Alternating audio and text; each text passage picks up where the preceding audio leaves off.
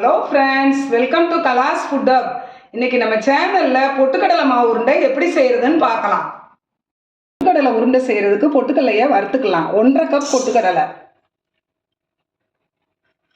4 ஏலக்காய். அடுப்பை சிம்மில் வச்சு நிறம் மாறாமல் வறுத்துக்கிடணும்.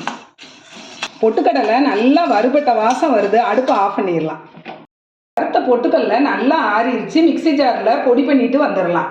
இந்த மாதிரி வறுத்து செஞ்சீங்கன்னா பொட்டுக்கடலை மாவு உருண்டை நல்ல வாசமாக இருக்கும். பொட்டுக்கடலை மாவை சலிச்சுக்கலாம்.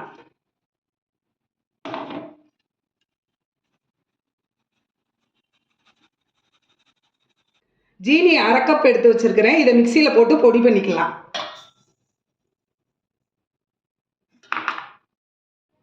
பொடிச்ச ஜீனியை போட்டு கலந்துக்கலாம்.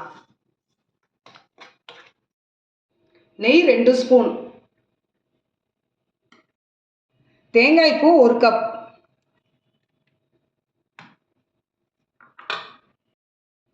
பொடி பண்ணாமல் 2 ஸ்பூன் ஜீனி எடுத்து வச்சிருந்தேன், இதையும் போட்டு கலந்துக்கலாம்.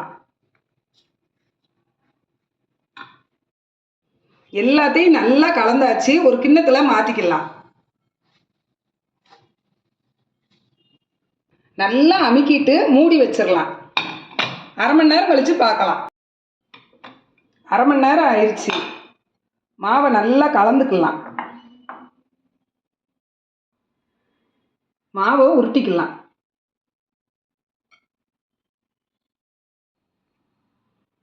இதே மாதிரி எல்லா உருண்டையும் உருட்டிக்கலாம்.